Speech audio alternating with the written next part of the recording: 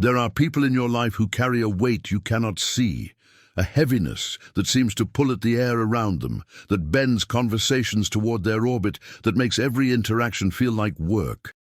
And yet, something in you keeps trying. Something in you believes that if you just offer the right words, the right help, the right presence, they will finally shift. They will finally change. But what if the problem is not that you haven't tried hard enough? What if the problem is that you were never meant to carry what they refuse to hold themselves? Martin Heidegger spent his life examining what it means to exist authentically in a world that constantly pulls us away from ourselves.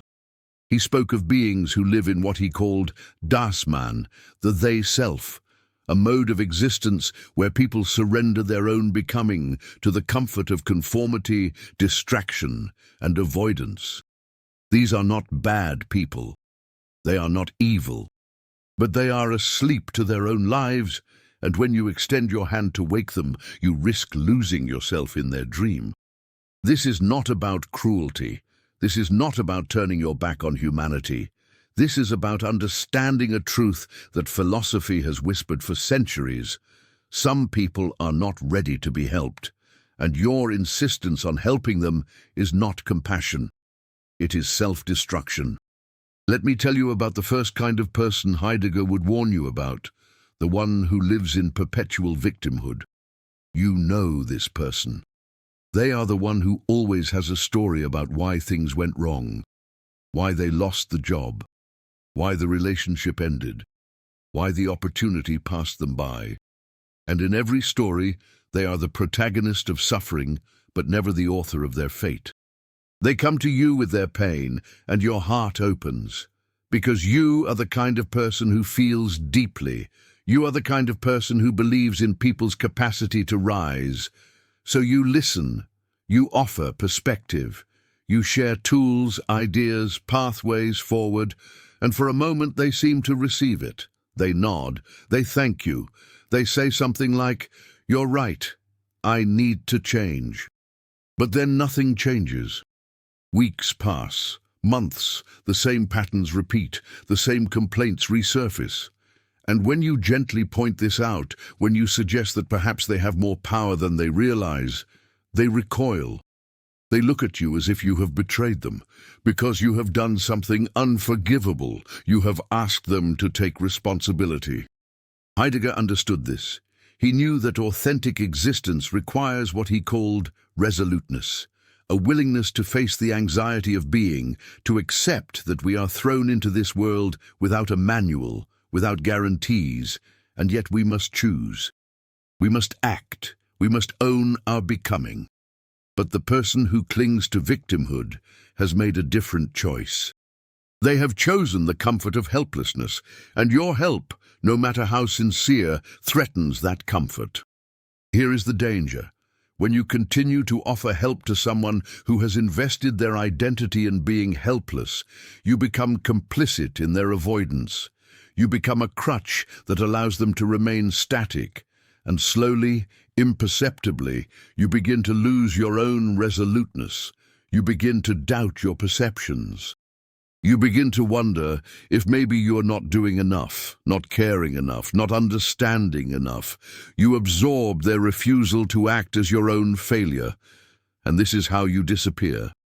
Then there is the second kind, the energy vampire, the one who needs constant validation, constant attention, constant proof that they matter. They do not come to you with questions. They come to you with a hunger, a bottomless need that no amount of reassurance can fill. You meet them and they are charming. They are intense. They make you feel seen, needed, special. They ask about your thoughts, your feelings, your life. And for a while it feels like connection. But then you notice something. The conversation always circles back to them, their struggles, their achievements, their fears, their dreams. And when you try to share your own experience, there is a subtle shift, a glaze in their eyes, a patience that feels like waiting rather than listening. Heidegger spoke of beings who exist in fallenness, a state of being so caught up in the chatter and busyness of the world that they never encounter their own depths. The energy vampire is someone who has mistaken noise for substance, attention for meaning. They are terrified of silence, because in silence they would have to face the question Heidegger believed was fundamental to human existence. What does it mean to be? They do not want to answer this question, so they fill the void with your energy instead. And you, because you are someone who gives, because you believe in the power of presence, you pour yourself into them.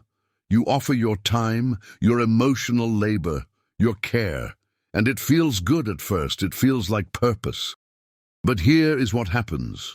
Over time, you begin to feel drained, not tired in the way that comes from meaningful work, drained in the way that comes from pouring water into sand.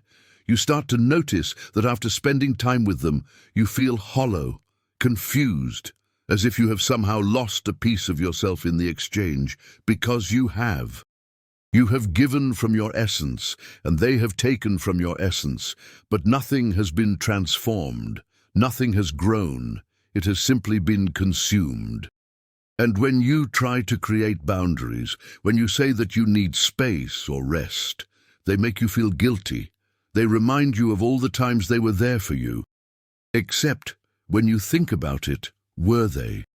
Or were those moments just another stage where they performed care in order to secure your continued attention? This is not cruelty on their part, this is desperation. But your help will not heal their desperation. Only their own willingness to sit with themselves, to face the anxiety of existence, to stop running from their own being, can do that. And you cannot do that work for them. The third kind is perhaps the most insidious, the person who mistakes your depth for a mirror. They see that you think differently, feel differently, perceive differently, and they are fascinated, not because they want to understand you, but because they want to possess what you have. They want your insight without your struggle. They want your wisdom without your wounds. They come to you with philosophical questions. They ask about books you have read, practices you follow, truths you have discovered, and you, generous soul that you are, you share. You open the doors of your inner world. You invite them into the garden of your thoughts, and they walk through with curiosity, even excitement. But then something strange happens. They begin to perform your ideas as if they discovered them. They use your language, your frameworks, your metaphors, but there is no depth behind it, no lived experience. It is cosplay, intellectual cosplay. They have taken the map and mistaken it for the territory. Heidegger would recognize this as the difference between ontic knowledge and ontological understanding. Ontic knowledge is about facts, information, things you can collect and display. Ontological understanding is about being, about the lived experience of existing as a conscious, finite, meaning-making creature in a world that offers no inherent meaning. The person who uses you as a mirror wants the former. They want to seem profound without doing the work of profundity. And here is the heartbreak. You cannot give someone ontological understanding. You cannot hand them your years of solitude, your dark nights of the soul, your moments of breakthrough that came only after you thought you would break. These things must be lived. They must be earned through the willingness to face oneself without distraction. When you keep trying to help this person, when you keep offering more of your inner life, hoping they will finally get it, you are not helping them grow. You are enabling them to avoid their own journey, and you are depleting yourself in the process, because sharing your depth with someone who only wants the appearance of depth is like trying to paint on water. Nothing holds, nothing remains. The fourth kind is the person who is addicted to crisis. They live in a perpetual state of emergency. There is always a disaster, always a catastrophe, always something that requires immediate intervention. And they come to you because they know you will respond. They know you are someone who shows up. At first you feel needed. You feel purposeful. Here is someone who genuinely requires help, and you have the capacity to give it. So you do. You drop everything. You listen. You strategize. You offer resources. You hold space for their panic. And the crisis is resolved. For now. But then another one comes. And another. And you start to notice a pattern. The crises are often self-created. Not intentionally, perhaps, but predictably. They ignore advice until it becomes urgent. They avoid planning until it becomes panic. They wait until the last possible moment and then call you, breathless, needing you to fix what could have been prevented. Heidegger spoke of the call of conscience, the voice that summons us to authentic existence, to ownership of our choices and their consequences. The person addicted to crisis has learned to silence this call by creating external chaos. As long as there is always a fire to put out, they never have to sit with the question of what they are building with their life. They never have to face the anxiety of freedom, the weight of possibility, the responsibility of being. And you, by rushing in every time, by being the reliable rescuer, you are participating in their avoidance. You are helping them maintain the very chaos that prevents their growth. And it costs you. It costs you your peace, your time, your ability to tend to your own life, your own becoming. This is the trap. You believe that if you just help them through this crisis, then they will have the space to stabilize, to reflect, to grow. But there will always be another crisis. Because the crisis is not the problem. The crisis is the solution, the thing that saves them from having to face themselves. The fifth kind is the ideological purist, the person who has found the answer, the one true way, the system that explains everything. And they need you to agree. They need you to validate their worldview, to join their cause, to see the world exactly as they see it. They do not come to you for dialogue. They come to you for conversion. Every conversation becomes a test of loyalty. Every nuanced thought you offer is met with suspicion or correction. They cannot tolerate ambiguity because ambiguity threatens the structure they have built to avoid existential uncertainty. Heidegger warned against this. He spoke of beings who flee from the groundlessness of existence into rigid systems, ideologies, dogmas. They mistake certainty for truth. They confuse the map for the territory, and they need everyone around them to affirm the map, because deep down they are terrified that it might be wrong. When you offer help to this person, when you try to gently introduce complexity, when you suggest that perhaps reality is more nuanced than their framework allows, they perceive you as a threat. And suddenly, your help is reframed as betrayal. Your care is reframed as ignorance. Your depth is reframed as confusion. You cannot help someone out of ideological rigidity because they are not in it by accident. They are in it by design.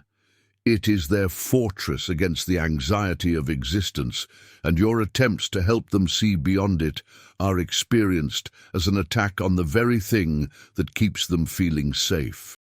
And finally, the sixth kind, perhaps the most painful, the person who is actively self-destructive but performs self-awareness.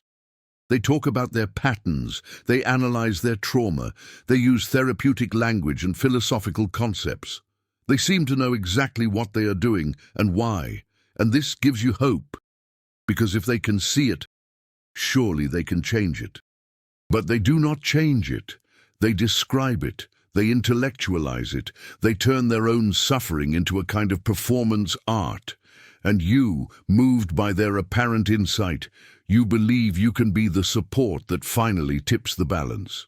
You believe that your help, your presence, your care will be the thing that helps them translate awareness into action. But here is what Heidegger understood and what you must understand. There is a vast difference between talking about existence and existing. There is a chasm between analyzing your patterns and interrupting them. The person who performs self-awareness has found a way to feel like they are doing the work without actually doing the work. They have turned insight into entertainment, awareness into avoidance. And your help, rather than catalyzing change, becomes part of the performance. You become the supportive character in their narrative of struggle. You become evidence that they are trying, that they are working on themselves, that they are not in denial. Except they are just in a more sophisticated form of denial. When you finally step back, when you realize that your help is not helping, they will often become upset. Not because they needed your help, but because they needed your participation. They needed someone to witness their performance of growth, to validate their narrative of struggle without actual transformation. This is the cruelest trap of all, because these 6 kinds of people are not monsters. They are human beings in pain, caught in patterns that protect them from deeper pain. And you, in your compassion, in your desire to alleviate suffering, you see their humanity. You see their potential, and you want to help. But here is the truth. Heidegger would want you to understand. Authentic existence cannot be given. It can only be chosen. You cannot choose it for someone else. You cannot love them into authenticity. You cannot think them into resoluteness. You cannot care them into courage. These things must come from within, from the individual's willingness to face their own being, their own finitude, their own freedom, their own responsibility. And when you keep trying, when you keep pouring your energy, your wisdom, your presence into people who are not ready to receive it, you are not being compassionate. You are being complicit in their avoidance, and you are betraying your own existence in the process. Because here is what happens to you. Slowly, subtly, you begin to lose yourself. You begin to doubt your perceptions. You start to feel responsible for other people's choices. You carry guilt that is not yours. You shrink your own growth to make room for their stagnation. You silence your own call to authentic existence because you are too busy answering theirs. And the most painful irony, the more you sacrifice yourself, the less they respect you. Because on some level, they know that you are enabling them. They know that you are not helping them rise. You are helping them remain. And no one truly respects the person who allows themselves to be consumed. So what is the answer? How do you navigate a world where people are struggling, where suffering is real, where compassion matters? You learn to discern. You learn to feel the difference between someone who is genuinely ready for help and someone who is using the request for help as a way to avoid helping themselves. You learn to notice when your presence is catalyst versus when it is crutch. You practice what Heidegger might call authentic care. Not the care that takes over, that does the work for them, that shields them from the consequences of their choices, but the care that holds space while refusing to hold their weight. The care that says, I see you, I believe in your capacity. And because I believe in your capacity, I will not rob you of it by doing for you what you must do for yourself. You establish boundaries, not as walls, but as definitions. This is where I end and you begin. This is what I can offer. This is what I cannot offer. And you hold these boundaries with love, understanding that the most loving thing you can do for someone who is asleep is not to live their life for them, but to refuse to enable their sleep.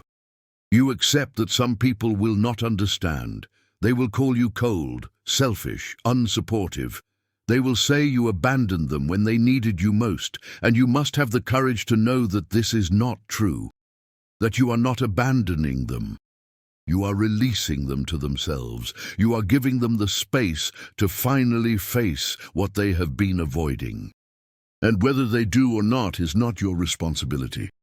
This is not easy, especially for those of us who feel deeply, who think deeply, who carry a natural orientation toward helping. We have been conditioned to believe that compassion means endless availability, that love means endless sacrifice, that caring means never saying no. But Heidegger would tell you, authentic existence requires the courage to be finite, to accept that you cannot save everyone, to understand that your life, your time, your energy are limited, and that spending them in service of people who are not ready to meet you in authentic engagement is not noble. It is a form of hiding from your own existence. You have your own call to answer, your own becoming to tend, your own authentic possibilities to actualize. And every moment you spend trying to wake someone who is determined to sleep is a moment stolen from your own awakening. So you learn to walk away, not with anger, not with judgment, but with clarity, with the understanding that every person must walk their own path, face their own darkness, answer their own call, and that the most profound help you can offer someone is sometimes simply this: your absence, the space for them to finally encounter themselves without you as a buffer. And here is what might happen. Sometimes, often years later, they wake up, they do the work, they face themselves, they grow. And when they do, they might reach out, they might thank you. Not for all the times you tried to help, but for the time you stopped. For the boundary that finally forced them to take responsibility, for the absence that created the space for their transformation. Or they might not. They might continue in their patterns, finding new people to play the roles they need, and this too must be accepted. Because their journey is not yours to control. Your only responsibility is to live your own life with as much authenticity, resoluteness, and awareness as you can muster. In the end, Heidegger's philosophy offers a kind of liberation. It reminds us that we are not responsible for other people's existence. We cannot live their lives for them. We cannot make their choices for them. We cannot force them into authenticity. What we can do is tend to our own existence with fierce integrity. We can answer our own call. We can face our own anxiety. We can embrace our own freedom and responsibility. And in doing so, we can become a living example of what authentic existence looks like, not by preaching it, not by trying to help others into it, but simply by embodying it. And perhaps that is the most profound form of help we can offer, not our advice, not our energy, not our endless availability, but our example. Our willingness to live awake in a world that would prefer we sleep. Our courage to be ourselves in a world that rewards conformity. Our commitment to our own becoming, even when it means disappointing those who want us to stay small, to stay available, to stay lost in their patterns. This is not selfishness. This is self-preservation. This is the recognition that you cannot pour from an empty cup, that you cannot light the way for others if you have extinguished your own flame, that you cannot help anyone wake up if you have sacrificed your own wakefulness at the altar of their comfort. So you learn to say no. You learn to recognize the 6 kinds of people who will drain you if you let them, and you learn to protect your energy, your time, your essence, not because you do not care, but because you care so deeply about your own existence that you refuse to betray it. And in that refusal, in that commitment to yourself, you discover something unexpected. You discover that you have more to offer the world, that your presence becomes more powerful, not less, when you stop dissipating it on those who are not ready to receive it, that your light shines brighter when you stop trying to carry it into places that refuse illumination. You become, in Heidegger's terms, more authentically yourself, more resolute, more awake, more present to your own being. And this is the greatest gift you can give to a world that desperately needs people who know how to be fully alive. Not people who sacrifice themselves to save others, but people who save themselves first, and in doing so, show others that it is possible. That existence can be lived authentically. That we can face the anxiety, embrace the freedom, accept the responsibility, and still find meaning, beauty, and profound connection. This is the wisdom, not in helping everyone who asks, but in helping yourself become so fully alive that your very existence is an invitation to others to do the same. and trusting that those who are ready will answer that invitation. And those who are not, well, they have their own journey, and it is not yours to walk. Walk your own, with courage, with clarity, with the fierce love of someone who knows that the most radical thing you can do in a world that wants you to disappear is to insist with your whole being on remaining visible to yourself. That is the teaching, that is the warning, that is the path to authentic existence in a world full of people who would rather you help them avoid theirs. Choose yourself, not because others do not matter, but because if you do not choose yourself, you will have nothing true to offer anyone, and that would be the real tragedy.